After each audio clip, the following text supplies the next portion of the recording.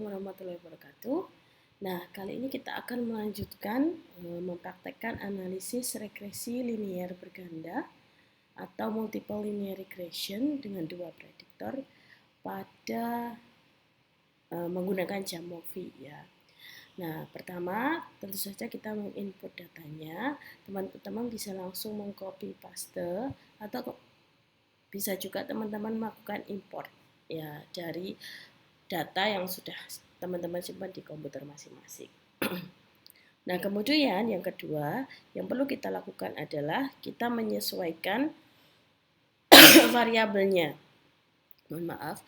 Jadi di sini tujuan dari penelitian ini adalah misalnya kita ingin mengetahui pengaruh waktu tidur dan durasi olahraga terhadap mood negatif seseorang gitu.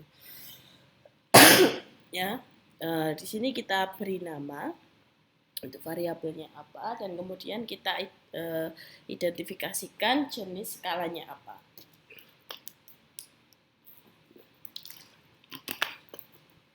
Karena waktu tidur dan durasi olahraga ini bersifat rasio, mood negatif bersifat interval, maka semuanya kita ganti menjadi continuous. Nah, kemudian kita langsung saja melakukan analisis melalui menu regression yang ada di sini. Linear regression. Kemudian di sini kita lihat, kita masukkan variabel-variabel kita. Karena variabel tergantungnya adalah mood negatif, jadi mood negatif adalah dependent variable di sini. Sementara waktu tidur dan durasi olahraga kita jadikan sebagai covariate. Nah, kemudian di sini kita bisa saja langsung memasukkan semuanya begitu ya. Biasanya untuk metode yang force entry, kita ingin mengetahui pengaruh dua variabel ini secara bersamaan, kita bisa langsung masukkan keduanya secara bersamaan di blok 1. Ya. Tapi misalnya kita ingin melihat secara spesifik pengaruh masing-masing variabel. Nah, ini kita bisa lakukan seperti ini. Jadi kita gunakan blok 1. Jadi untuk menentukan variabel bebas mana yang masuk dulu, nah itu sesuai dengan literatur review yang sudah dilakukan. Jadi misalnya waktu tidur ini jadi variabel bebas utama yang mempengaruhi. Kemudian teman-teman misalnya kalau dalam sequential regression ingin melihat pengaruh durasi olahraga gitu ya terhadap itu tadi apa mood negatif begitu. Tetapi misalnya dengan pengaruh dengan ini misalnya ketika waktu tidur sendirian atau ketika misalnya ada olahraga ya ada olahraga juga. Jadi apakah juga akan mempengaruhi secara signifikan atau tidak, maka ini kita jadikan dua blok. Model pertama adalah ketika hanya waktu tidur variabel bebasnya, kemudian model kedua adalah ketika durasi olahraga. Kita juga masukkan di sini. Jadi nanti hasilnya kita bisa melihat waktu tidur saja atau ketika nanti durasi olahraga dimasukkan ke sini. Ya, dalam model. Kemudian untuk tes asumsinya, uji asumsinya kita cek semua aja. Oke, untuk fit measure-nya kita lihat R kuadratnya, kita juga bisa lihat di adjusted R kuadrat atau R kuadrat yang sudah disesuaikan. Untuk mengetes model signifikansinya kita klik juga F-testnya. Ini bisa kita biarkan. Nah, untuk save kita bisa menyimpan cookdistance untuk mendeteksi jika nanti di sini terdeteksi di cookdistance ini terdeteksi ada outlier, maka kita bisa mengecek ya. Nah, ini teman-teman lihat ketika kita menge-save cookdistance dan ini ada dua model, Jamovi akan menge-save dua jenis cookdistance ya. Cuma di sini kok untuk sebentar. Ya, saya tidak bisa. Di manakah datanya? Oke. Nah, ini ada dua cookdistance. Nah, cookdistance model 1 dan model 2. Jadi cookdistance ini melihat interaksi dari masing-masing variabel kita. Jadi tidak solely per variabel tapi dari interaksi. Nah, ini interaksi dari waktu tidur saja dengan mood negatif, dan ini interaksi antara waktu tidur dan durasi olahraga terhadap mood negatif. Kemudian kita lihat di sini, sebelum kita melihat hasilnya, kita bisa ke bawah dulu untuk melihat asumsi. Nah, dari sini, dari Cook-Distance kita lihat untuk nilai maksimalnya ini masih di bawah 1. Jadi data kita tidak memiliki outlier. Kemudian untuk Durbin Watson kita lihat DW statistiknya di atas 1 ya. Jadi mendekati 2. Ini juga bisa kita simpulkan bahwa tidak ada autokorelasi. Nah, untuk VIF-nya ini sungguh mepet sekali ya, tetapi ini masih di atas 1 ya. Jadi sebenarnya kemungkinan waktu tidur dan durasi olahraga itu ada hubungannya gitu ya, bisa jadi begitu. Tapi untuk nilai VIF-nya karena di sini masih di atas 1, kita bisa simpulkan bahwa keduanya tidak berhubungan sehingga tidak ada autokorelasi.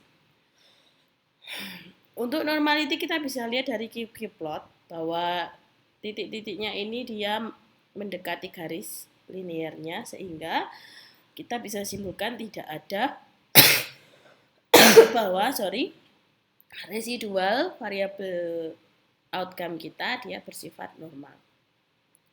Nah, dalam residual statistik ini kita bisa melihat heteroskedastisitas. Kita lihat di sini bahwa datanya cenderung membentuk bird nest, tidak berbentuk corong begitu, tidak juga melengkung ke bawah atau melengkung ke atas, sehingga di sini kita bisa simpulkan bahwa tidak ada heteroskedastisitas dan juga data bersifat linear. Nah, itu tadi asumsi yang harus dipenuhi dan ternyata data kita memenuhi semua asumsi sehingga kita tinggal melihat ke sini ke modelnya, apakah modelnya fit atau tidak. Untuk model pertama begitu, kita lihat di sini F-nya besar dengan signifikansi juga sangat signifikan. R-square-nya adalah 0,457, artinya 45%,7. Mood negatif itu dipengaruhi oleh waktu tidur. Sementara di model kedua ketika kita memasukkan durasi olahraga, ternyata hasilnya semakin signifikan. F-nya juga semakin besar ya. R-square-nya juga tambah gitu ya. Jadi dengan memasukkan mood negatif di sini pengaruh dari waktu tidur dan durasi olahraga itu sebesar 79,7%. Nah, kemudian ketika kita mengkomparkan model 1 dan model 2, kita dapati bahwa ada delta R square atau selisih dari R kuadrat, R square ya, di model 1 dan 2 sebesar 33,9%. Nah, di sini pengaruh dari durasi olahraga itu sebesar ini ya.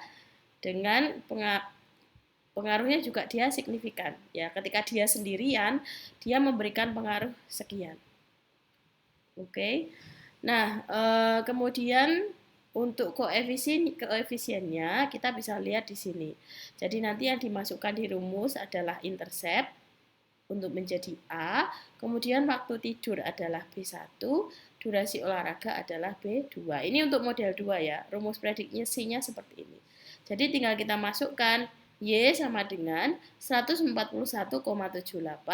dikurangi 8,39 X1 dikurangi 0,63 X2. Kita bisa lihat di sini ternyata memang hubungan antara waktu tidur dan durasi olahraga ini sangat bersifat negatif begitu ya. Berarti semakin lama waktu tidur, mood negatifnya semakin kecil. Begitu juga dengan semakin lama berolahraga, mood negatifnya juga semakin kecil. Nah, untuk melaporkan signifikansi pengaruhnya masing-masing, itu kita laporkan nilai T-nya ya. Dengan misalnya kita mengatakan sedangkan waktu tidur saja terbukti juga secara signifikan mempengaruhi mood negatif dengan T sebesar negatif 7,76 P kurang dari 0,001. Begitu pula dengan yang durasi olahraga. Nah, nanti yang harus teman-teman laporkan adalah tentu saja pertama hasil statistika deskriptif. Bagaimana standard deviation-nya itu nanti bisa teman-teman hitung di sini di Jamovi juga. Kemudian teman-teman juga perlu menjelaskan hasil dari analisis uji asumsinya. Silahkan bisa dideskripsikan tabel-tabel ini ya. Kemudian terakhir hasil uji hipotesis ya. Untuk uji hipotesisnya tadi teman-teman pertama melaporkan interaction effect antara yang ini ya, interaction effect antara waktu tidur dan X1 dan X2 terhadap Y. Itu berapa? Nah, kalau di sini jelas berarti model 2 ya, yang dua-duanya kita masukkan. Oke, di sini. Nah, kemudian teman-teman juga melaporkan masing-masing atau main effect dari masing-masing variabel. Ya, untuk waktu tidur dia sekian, R kuadratnya ini untuk model 1. Sementara untuk durasi olahraga, T-nya sekian, P-nya kurang dari 0,01, R kuadratnya adalah 0,339 ini. Ya. Nah, begitu. Ini delta R ya, jadi selisih model 1, model 2, sehingga ini kita bisa asumsikan bahwa selisihnya ini dipengaruhi oleh variabel ini yang masuk, variabel ketiga yang masuk, yaitu X2 atau durasi olahraga. Setelah teman-teman melaporkan itu, teman-teman silahkan membuat rumus prediksinya. Nah, karena sifatnya ini masih force entry, silahkan dilaporkan rumus prediksi untuk keduanya ya. Jadi yang X1-nya waktu tidur dan X2-nya durasi olahraga. Demikian tutorial dari saya, semoga jelas. Wassalamualaikum warahmatullahi wabarakatuh.